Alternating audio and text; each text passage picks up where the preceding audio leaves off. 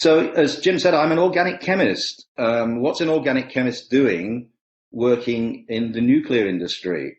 It all started about 20 years ago when one of my colleagues, who was an inorganic chemist, needed to make some organic molecules, and he didn't have the expertise. And I was a little bit like the bumblebee. The bumblebee aerodynamically should not be able to fly, but it doesn't realize that, and so it flies. The common opinion at the time was that organic molecules were not going to be very good at doing the kind of thing that we wanted to do, and so no one had tried it, and we just stumbled in and did it. And I'm going to give you an overview of what we did and why we tried to do it and what I think the consequences might be. The consequences are that I believe the technology now exists, albeit at the laboratory scale, to have a sustainable nuclear fuel cycle, have a closed nuclear fuel cycle so that we don't have vast quantities of nuclear waste with which to deal. This is a very, very long story. It started in 2003, so over 20 years.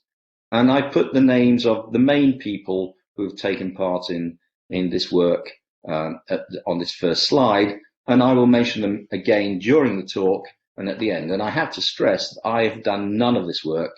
I am simply the person who gets the kudos and the glory to be able to talk about it.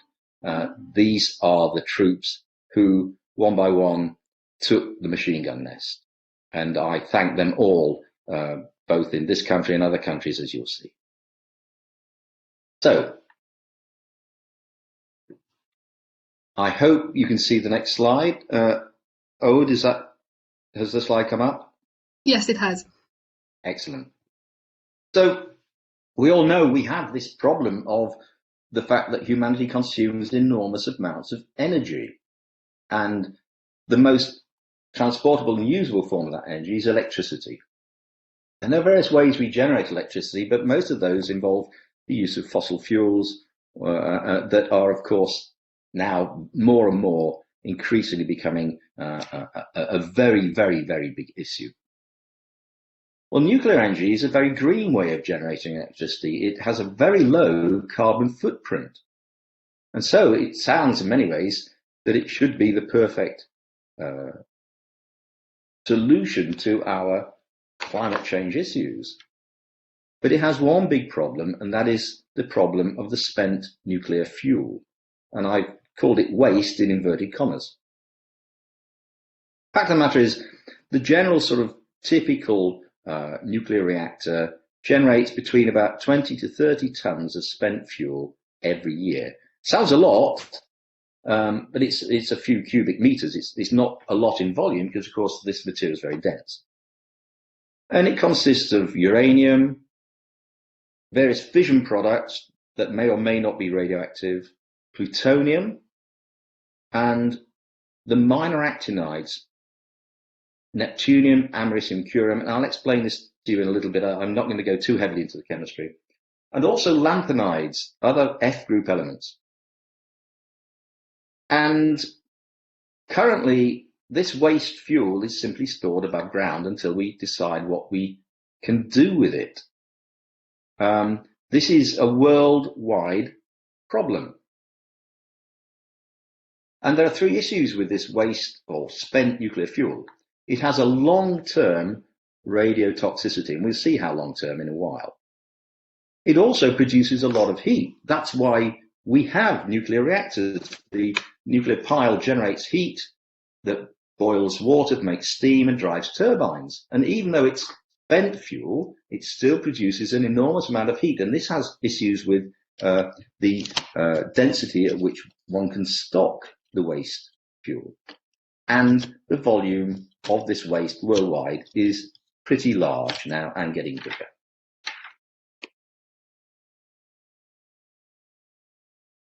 So this gives you an overview, as of this year, of the countries where nuclear power is used.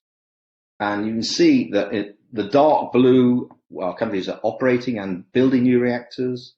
The light blue countries are operating reactors and planning new build. The green areas, such as Egypt, have no reactors but are building them. And it goes on. And you can see that a substantial amount of the planet, the countries of the planet, use nuclear power in one way or another.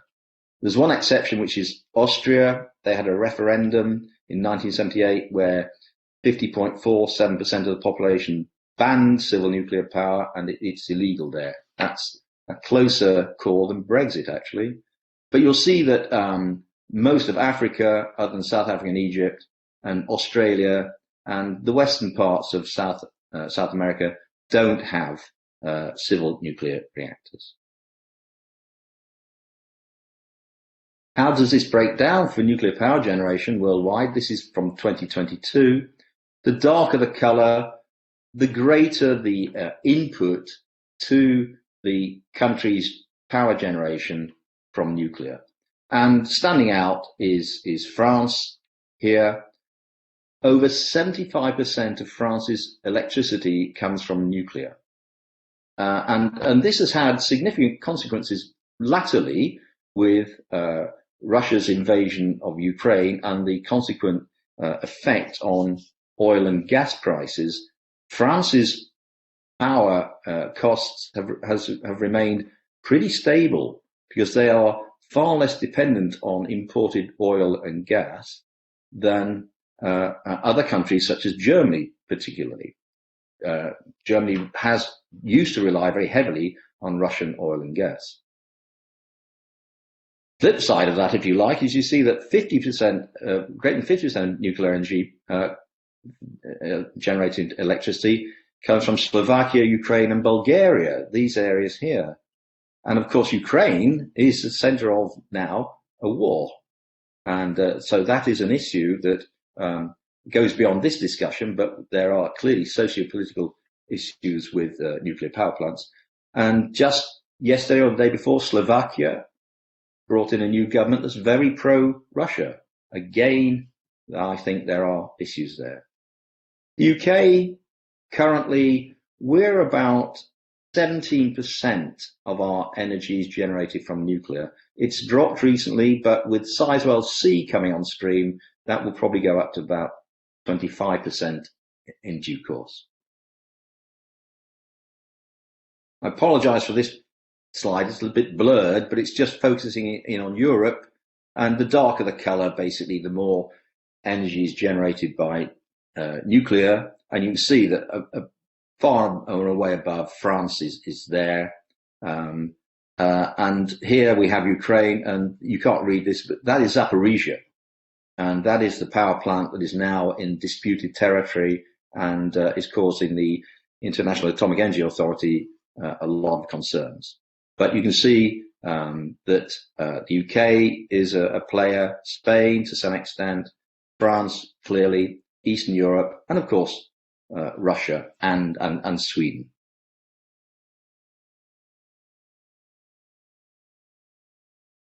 So, as I've said, nuclear energy is a very clean and green way of generating electricity. After you've built the power plant, and of course you've got to enrich the fuel, then the thing ticks over and generates almost no carbon dioxide at all. What goes into the nuclear reactor is slightly enriched uranium.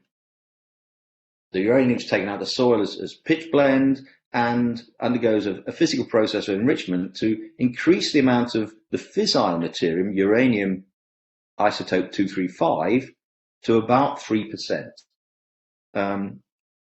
This is for civil electricity generation. This is why when Iran was playing up and we were worried that they were trying to make a bomb, that's when the IAEA stepped in. The reactors were reconfigured for civil electricity generation and everything's fine. And someone ought to explain that to Donald Trump. But if you have about 3% uranium-235, 97% uranium-238, and you generate the electricity in a specified way, all you're doing is heating water. You're not specifically trying to make fissile materials. Nevertheless, after about 4 years, that fuel has changed. It's now still, there's some uranium-238.